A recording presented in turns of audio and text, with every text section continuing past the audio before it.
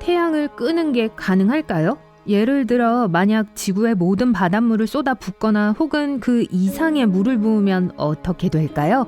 어디 알아봅시다. 우주는 신비로 가득한 곳이죠. 고대 이래로 과학자들은 우주가 어떻게 작동하는지에 대해 논쟁해 왔습니다. 하지만 어느 누구도 한 가지 존재는 의심해 본 적이 없어요. 태양이요. 태양계의 중심이죠. 크고 밝고 불멸이죠? 그렇진 않아요. 사실 태양은 평범한 별이에요. 75%의 수소, 약간의 헬륨, 그리고 약간의 다른 중원소들로 구성되어 있어요. 중력이 이 모든 걸 하나로 잡고 있죠. 하지만 약 50억 년 후에 태양의 수명 주기가 끝날 거예요. 안에 있던 수소가 고갈될 거고요.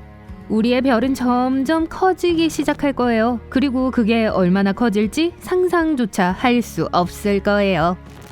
그리고 근처의 모든 행성들을 먹기 시작할 거예요. 그러면 태양 가까이 있던 게 후회되기 시작하겠죠.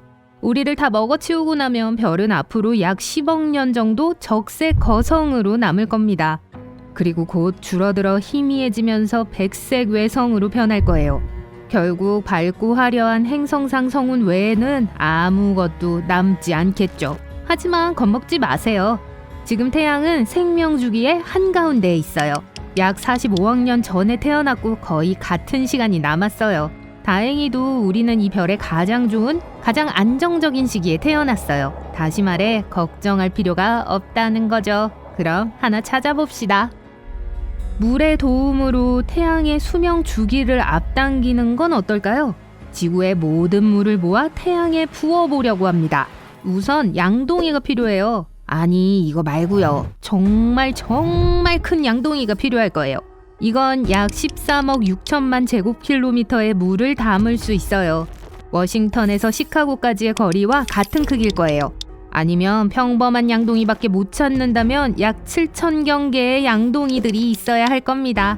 0이 18개 있는 수예요. 좋아요. 마법같이 그런 많은 양동이들이 있다고 해봅시다. 태양을 꺼야 할 시간이에요. 별에 물을 다 부으면 아무 일도 안 일어나요? 진짜로요? 이것 좀 보세요. 태양이 우리에게 미안함을 느끼고 태양 표면에 작은 폭발을 일으키네요. 지구상의 모든 물이 사실 태양에겐 별 볼 일 없는 물 한 방울이었던 거예요. 사람들은 종종 태양이 우리 지구보다 얼마나 큰지 과소평가해요. 실제로는 100만 3천 개 이상의 지구가 들어갈 수 있어요. 그래서 태양은 꺼지지도 않고 차가워지지도 않을 겁니다. 우리가 뭘 했는지도 눈치 못 챌걸요? 하지만 포기하지 맙시다. 어떤 이유에서든지 우린 태양을 정말 끄고 싶거든요.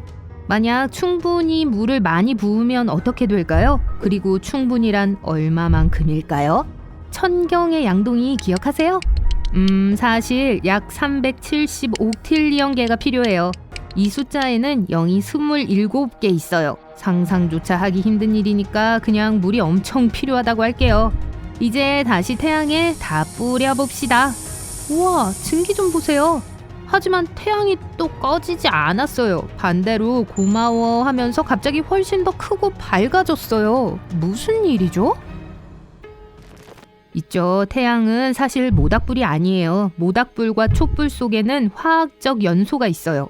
불에 물을 부으면 물은 불꽃의 열을 흡수해 더 이상 연소 반응을 유지할 수 없을 정도로 식혀요. 불이 산소에 접근하는 것도 맞고요. 기본적으로 물은 화학적 과정을 멈추게 해요. 하지만 태양의 연소는 같은 반응이 아니에요. 우리가 타고 있다고 하지만 꼭 그렇진 않아요. 거기서 일어나는 일은 핵융합이라고 불려요. 우주에서 가장 격렬하고 제일 미친 반응 중 하나죠. 태양 깊숙한 곳으로 들어가면 많은 수소층들이 있어요. 4개의 수소 원자를 가지고 서로 들이받게 하면 하나의 헬륨 원자가 남아요. 태양에 대해 이야기할 때 이 과정은 좀 더 복잡해요. 별이 그 핵융합을 하려고 할 때 양성자는 서로 밀어내요. 이것들을 함께 짜내려면 많은 힘과 에너지가 필요합니다. 다행히도 우주에는 마법의 힘이 있어요. 중력이요. 태양은 태양계 전체 질량의 99.8%를 차지해요. 꽤 무겁죠? 그리고 이 모든 질량이 엄청난 중력의 도움으로 태양을 하나로 같이 잡아주고 있어요. 그래서 중력은 이 작은 수소 원자 1000조 개들을 가져와 매일 몇 초마다 함께 밀고 있어요. 그리고 이것들이 충돌할 때 약간의 에너지를 방출해요. 그래서 불과 달리 태양은 살아있기 위해 산소가 필요하지 않아요. 수소가 필요하죠. 자, 우리 모두 물이 H2O라는 거 알죠? 수소와 산소로 구성되어 있어요. 그래서 이건 태양에겐 말 그대로 연료예요. 휘발유로 불을 끄려는 것과 같은 거죠. 더 중요한 건 물에 의해 추가된 여분의 질량이 태양을 더 무겁게 만들 거라는 거예요. 이제 중력이 말하죠. 도와줘서 고마워. 그리고 양성자가 서로 더 빨리 충돌하기 시작해요. 그리고 덕분에 이 합성 속도가 빨라져요. 굉장하네요. 우린 태양을 엄청나게 강하게 만들었고 우리를 잡아 먹었네요. 근처의 다른 행성들과 함께요. 그리고 계속해서 물을 붓는다면 태양은 곧 자체적으로 붕괴할 거예요. 바깥층을 날려버리고 블랙홀이 되겠죠. 멋지네요. 이제 내부로 모든 걸 끌어당길 거예요. 배감기를 눌러볼게요. 왜냐하면 물 실험은 분명 실수였으니까요. 작은 태양 표면 폭발이 나은 것 같아요. 좋아요. 이제 평소에 평온한 태양으로 돌아왔어요. 하지만 우리가 잊은 게 있는 것 같아요. 물이 전혀 없는 지구는 지금 어때요? 분명 물은 지구상 생명체들에게 아주 중요했습니다. 누가 생각이나 했겠어요? 이제 바다가 있던 곳 주변에 움직이지 않는 물고기와 다양한 해양 생물들이 많이 누워 있어요. 불쌍한 것들. 심해 생물의 경우 급격한 압력의 변화를 견디지 못했어요. 조류와 산호도 말라버렸어요. 잠깐만요. 이것들이 전 세계 산소의 50에서 80%를 생산하는 역할을 하지 않았나요? 이런 산소 마스크를 써야겠어요. 그럼 육지 상황은 어떨까요? 제 말은 이젠 모든 게 다 땅이겠지만요. 하지만 무슨 뜻인지는 아시죠? 와, 여기 핫한데요? 그리고 말 그대로예요. 만약 바다가 없다면 구름이나 비도 없어요. 이제 곳곳에서 산불이 일어나고 있어요. 불쌍한 동물들이 도망쳐 고향을 떠나야 해요. 근데 새로운 집을 찾을 수 있을 것 같진 않아요. 왜냐하면 모든 식물들이 당연히 금방 말라버릴 거기 때문이죠. 지구상에는 말 그대로 살 곳이 남아있지 않을 거예요. 그래서 지금 지구는 거대한 사막 같아 보여요. 하지만 사람들은 수천 년 동안 사막에서 살아왔었잖아요. 그쵸? 어쩌면 어떻게 해야 할지 알 수 있지 않을까요? 아니요, 모를 거예요. 어쨌든 사막에 사는 사람들도 물을 마실 필요가 있거든요. 그래서 지금 모든 곳에 대혼란이 일어났고 생존자들은 마지막 물방울을 위해 싸우고 있어요. 생존자가 있다면 말이죠. 사실 자원을 위해 아무리 싸워도 운명의 끝은 정해져 있어요.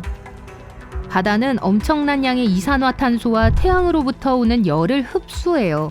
또 이 열을 지구 전체에 분포시켜 살기에 쾌적하게 만들죠.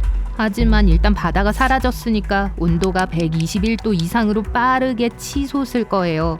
하지만 높은 온도를 잊는다 해도 우리에겐 구름이 없어요. 구름도 우리를 도왔었어요. 태양 복사가 통과하지 않게 하면서 말이죠. 이제 우리는 태양광선의 직접적인 영향 아래에 있어요. 우리의 마지막 희망은 빙산이에요. 지금은 모든 게 지독하게 뜨거워 녹았어요. 그리고 어쩌면 그게 인류의 마지막 희망이 될 수도 있어요. 하지만 그 멋진 태양 표면 폭발은 확실히 가치가 있었어요.